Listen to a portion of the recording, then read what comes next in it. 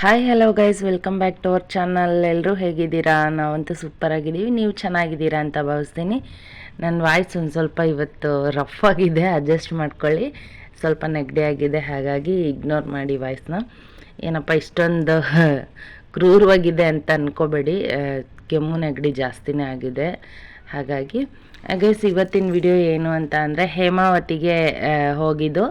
ಅಂದರೆ ನಮ್ಮ ಕಡೆ ಮಹಾಶಿವರಾತ್ರಿಗೆ ಹೇಮಾವತಿನೇ ಸ್ಪೆಷಲ್ ಅನ್ಬೋದು. ಶಿವರಾತ್ರಿ ಹಬ್ಬ ಅಂದ್ರೇ ಹೇಮಾವತಿ ನಮ್ಮ ಕಡೆ ಇರೋರಿಗೆ, ನಮ್ಮ ಶಿರಾ ಪಾಗೋಡ ತಾಲೂಕು ಯಾರ್ಯಾರು ಇರ್ತಾರೆ, ಶಿರಾ ಮಡಾಕ್ಷಿರ ಹಾಗೆ ಪಾಗೋಡ ಮೂರು ಸರೌಂಡಿಂಗ್ ಇರೋರು, ಹಾಗೆ ಹಿರಿಯೂರು ಧರ್ಮಪುರ ಹತ್ತತ್ರ ಇರೋರೆಲ್ಲ ಬರ್ತಾರೆ. ಶಿವರಾತ್ರಿ ಅಂತ ನೆನಪಾಗೋದೇ, ಶಿವರಾತ್ರಿ ಅಂದ್ರೇ ನೆನಪಾಗೋದು ಹೇಮಾವತಿ. ಏಕೆಂದರೆ ಅಲ್ಲಿ ಒಂದು ವಾರ ಜಾತ್ರೆ ಇರುತ್ತೆ.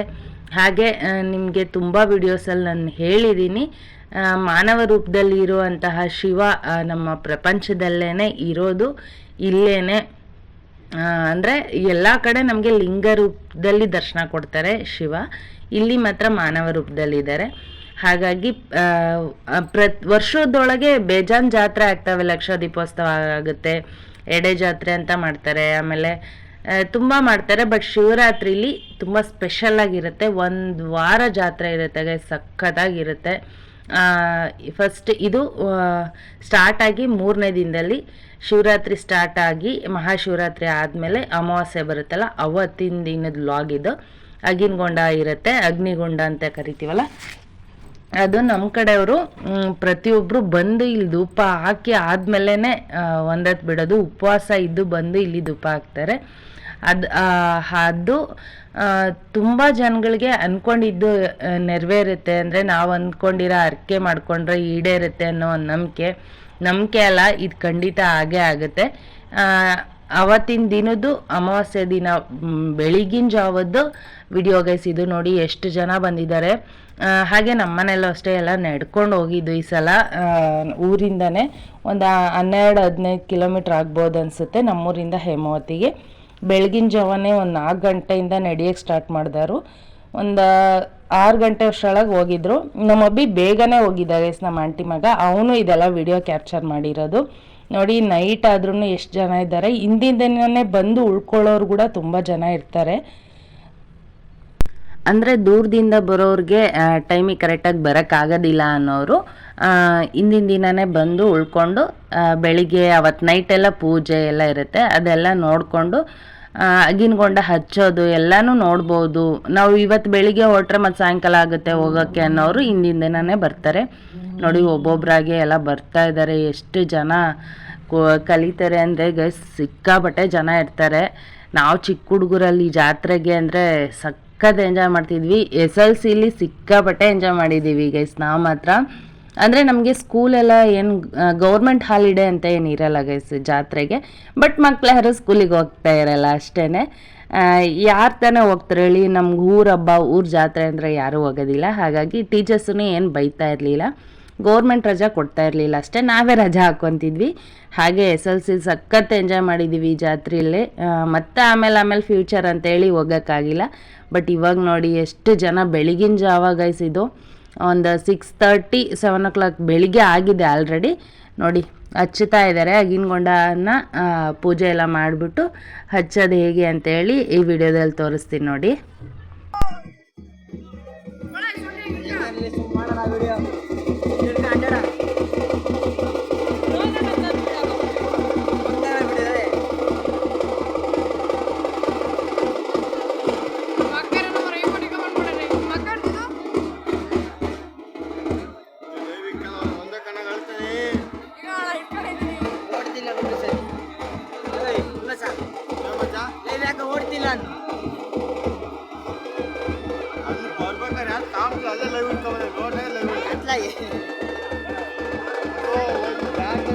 ನಾನು ನೋಡ್ತಿದ್ದೆ ಅವಾಗ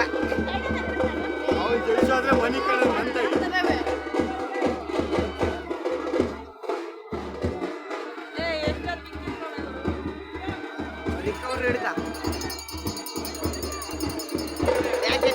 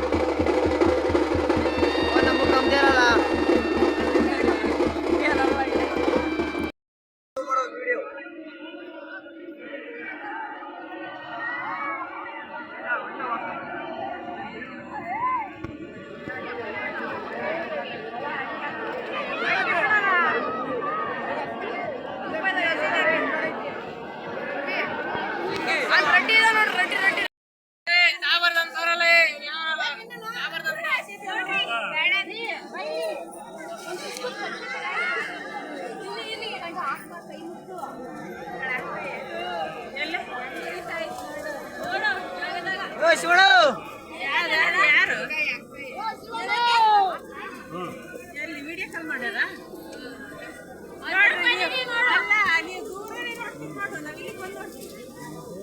ನಮ್ಗೆ ಬೇಕು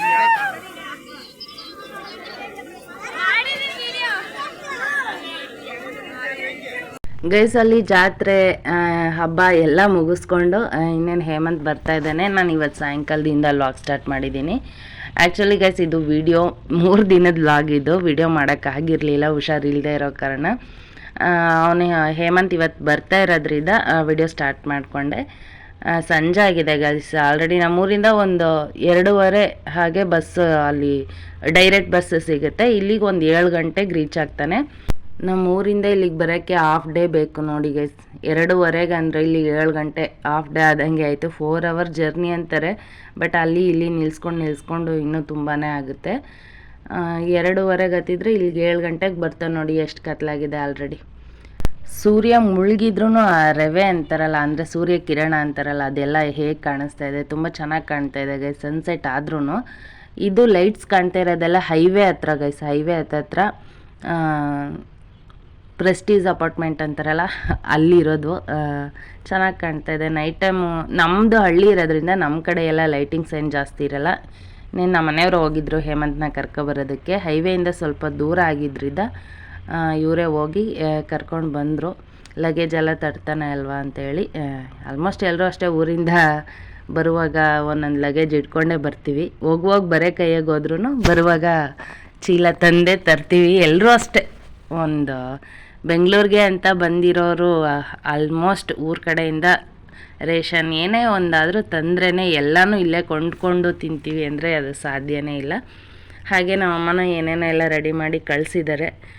ನೋಡೋಣ ಏನೇನು ಕಳಿಸಿದ್ದಾರೆ ಅಂತ. ಒಂದು ಚೀಲ ತಂದಿದ್ದಾನೆ ಗೈಸ್. ಬ್ಯಾಗಲ್ಲಿ ಏನಿಲ್ಲ, ಅವ್ನು ಬಟ್ಟೆ ಅಷ್ಟೇ ಇಟ್ಕೊಂಬಂದಿರ್ತಾನೆ. ಇನ್ನು ಚೀಲಕ್ಕೆ ಅಂದರೆ ಸ್ವಲ್ಪ ರೇಷನ್ನು ಅದು ಇದು ಹೇಳಿರ್ತೀನಲ್ವ ನಾನು, ಅದೇ ಕಳಿಸಿರ್ತಾರೆ. ತೆಂಗಿನಕಾಯಿ ಆ ಥರ.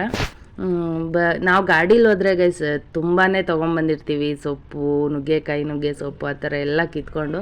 ಬಟ್ ಬಸ್ಸಲ್ಲಿ ಹೋಗೋದ್ರಿಂದ ಸ್ವಲ್ಪ ಲಗೇಜ್ ಎಲ್ಲ ಕಡಿಮೆನೇ ತರೋದು. ನೋಡಿ ನಮ್ಮ ಹೇಮಂತು ತಿಂಗಳಿಗೆ ಒಂದೊಂದು ಫೇಸ್ ವಾಶು ಆಮೇಲೆ ಸೋಪೆಲ್ಲ ಚೇಂಜ್ ಮಾಡ್ತಾ ಇರ್ತೇನೆ. ಶಾಂಪು ಸೋಪೆಲ್ಲ ತಂದವನೆ. ಹಾಗೆ ಬಾಳೆಹಣ್ಣು ಎಲ್ಲ ಫುಲ್ ಹಣ್ಣಾಗಿ ಹೋಗಿದ್ದಾವೆ, ಗಜ್ಜಿ ಬಿಜ್ಜಿ ಆಗಿದ್ದಾವೆ ಗೈಸ್. ಅದಕ್ಕೆ ನಾವು ಜಾಸ್ತಿ ಫ್ರೂಟ್ಸ್ ಏನೂ ತರೋದಿಲ್ಲ ಬಸ್ಸಲ್ಲಿ ಬಂದರೆ. ಈ ಥರ ಗಟ್ಟಿ ಇರೋ ತಂದರೆ ಇರ್ತವೆ, ಸೇಬೆಣ್ಣಾಗಲಿ ಕಿತ್ಳೆಹಣ್ಣು ಆ ಥರ. ಬಟ್ ಬಾಳೆಹಣ್ಣು ಮಾತ್ರ ಇರೋದೇ ಇಲ್ಲ. ಎಷ್ಟು ಸೇಫಾಗಿ ಇಟ್ಕೊಬತ್ತೀವಿ ಅಂದರೆ ಹಿಂಗೆ ಪೀಸ್ ಆಗೋಗಿರ್ತೇವೆ, ಗಜ್ಜಿ ಬಿಜ್ಜಿ ಎಲ್ಲ ಆಗೋಗಿರ್ತವೆ. ಅದಕ್ಕೆ ಜಾಸ್ತಿ ತರೋಕ್ಕೆ ಹೋಗಲ್ಲ. ಇನ್ನು ನಮ್ಮಮ್ಮ ನಮ್ಮ ಕಡೆ ಶಿವರಾತ್ರಿ ಸ್ಪೆಷಲ್ ಬಗ್ಗೆ ಗೊತ್ತೇ ಇರುತ್ತೆ ತುಂಬ ಜನಕ್ಕೆ. ತೊಮಟ, ಇನ್ನು ಬೇರೆ ಕಡೆ ಎಲ್ಲ ತಂಬಿಟ್ಟು ಅಂತ ಕರೀತಾರೆ. ನಮ್ಮ ಕಡೆ ತಂಬಿಟ್ಟು ಅಂದರೆ ಯಾರಿಗೂ ಗೊತ್ತಾಗೋದು ಇಲ್ಲ, ಏನದು ಅಂತ ಕೇಳ್ತಾರೆ.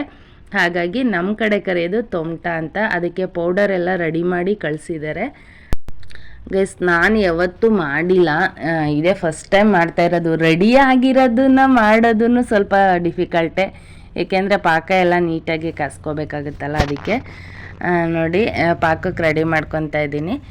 ಫಸ್ಟು 2 ಗ್ಲಾಸ್ ನೀರು ಹಾಕ್ಬಿಟ್ಟು ಬೆಲ್ಲ ಹಾಕ್ತಾಯಿದ್ದೀನಿ. ನಾನು ಜಾಸ್ತಿ ಪೌಡರ್ ಅದಿಷ್ಟಕ್ಕೂ ಮಾಡ್ತಾಯಿಲ್ಲ ಗೈಸ್, ಸ್ವಲ್ಪ ಮಾಡ್ತಾಯಿದ್ದೀನಿ.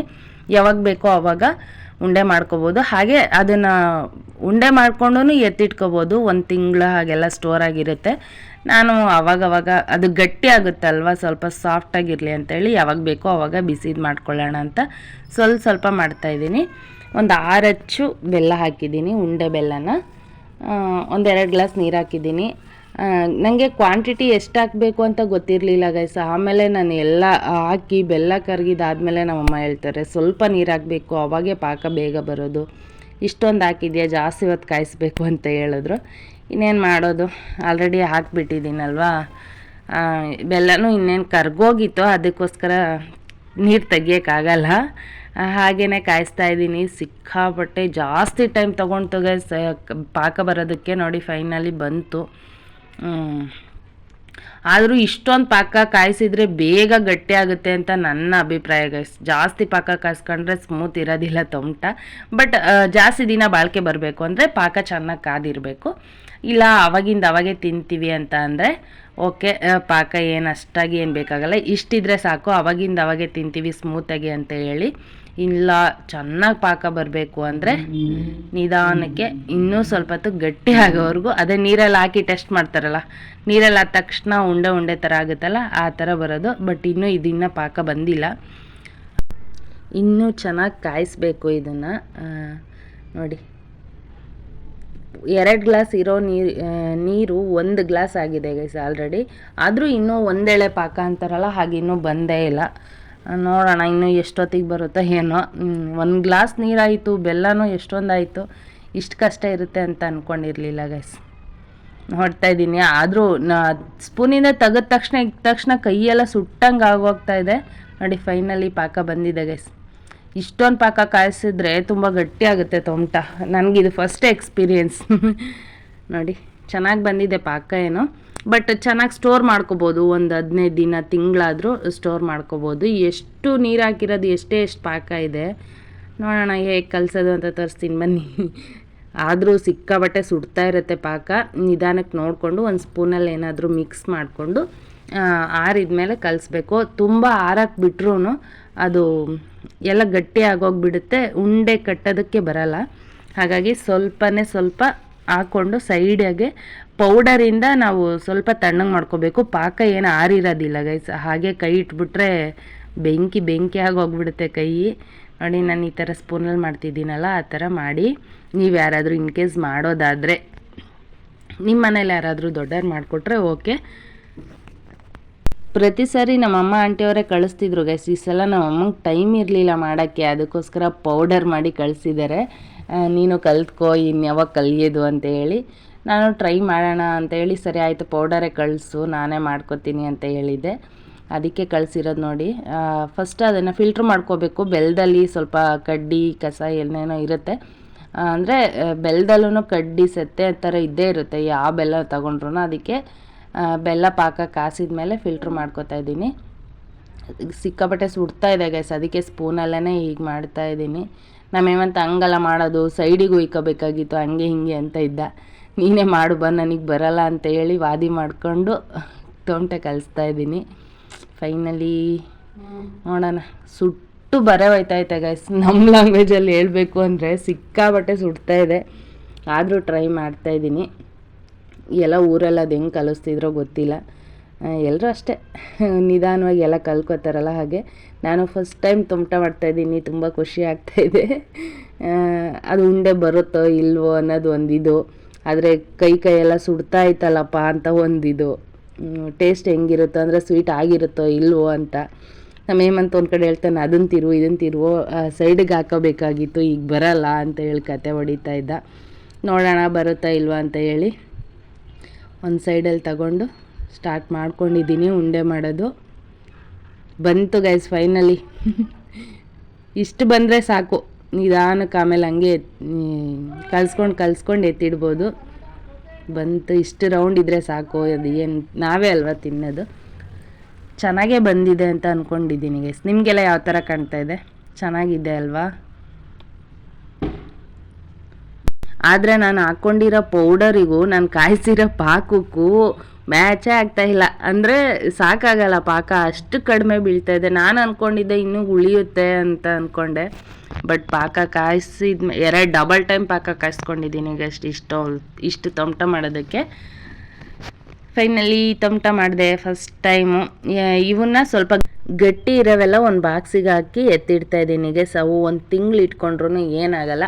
ಹಾಗೆ ಬಾಲ್ ಥರ ಈ ಗೋಡೆಗೆ ಎಸೆದ್ರು ರಿಟರ್ನ್ ಇನ್ನೊಂದು ಸಲ ಬಂದುಬಿಡುತ್ತೆ, ಅಷ್ಟು ಗಟ್ಟಿಯಾಗಿದ್ದಾವೆ. ಊರ ಕಡೆ ಎಲ್ಲ ಗುಂಡ್ಕಲ್ಲು ಆಮೇಲೆ ಮಚ್ಚಲ್ಲೆಲ್ಲ ಕುಟ್ಕೊಂಡು ತಿಂತಾಯಿದ್ರು. ನನಗೆ ಅಷ್ಟು ಗಟ್ಟಿ ಇಷ್ಟ ಆಗಲ್ಲ ಅಂತಲೇ ಪೌಡ್ರ್ ತರಿಸ್ಕೊಂಡು ಇಲ್ಲೇ ಮಾಡ್ಕೊಳ್ಳೋಣ ಅಂತ ಮಾಡಿದ್ರು, ಅದು ಗಟ್ಟಿ ಆಗೇ ಹೋಯ್ತು. ಏನು ಮಾಡೋದು, ಏನು ಮಾಡೋಕ್ಕಾಗಲ್ಲ. ಆದರೂ ಟೇಸ್ಟ್ ಅಂತೂ ತುಂಬ ಚೆನ್ನಾಗಿತ್ತು. ನೀವು ಯಾರೆಲ್ಲ ಈ ಸ್ಪೆಷಲ್ ಮಾಡಿದ್ರಿ ಕಮೆಂಟ್ ಮಾಡಿ. ಹಾಗೆ ತೊಮಟ ಯಾರಿಗೆಲ್ಲ ಇಷ್ಟ ಅಂತ ಹೇಳಿ ಗೈಸ್. ಈ ವಿಡಿಯೋ ಇಲ್ಲಿಗೆ ಎಂಡ್ ಮಾಡ್ತಾ ಇದ್ದೀನಿ. ಯಾರಿಗೆಲ್ಲ ಈ ವಿಡಿಯೋ ಇಷ್ಟ ಆಯಿತೋ ಒಂದೇ ಒಂದು ಲೈಕ್ ಮಾಡಿ, ಹಾಗೆ ಶೇರ್ ಮಾಡಿ, ಕಮೆಂಟ್ ಮಾಡಿ. ಯಾರೆಲ್ಲ ಹೊಸ್ದಾಗಿ ನೋಡ್ತಾ ಇದ್ದೀರಾ ಪ್ಲೀಸ್ ಸಬ್ಸ್ಕ್ರೈಬ್ ಮಾಡ್ಕೊಂಡು ನೋಡಿ.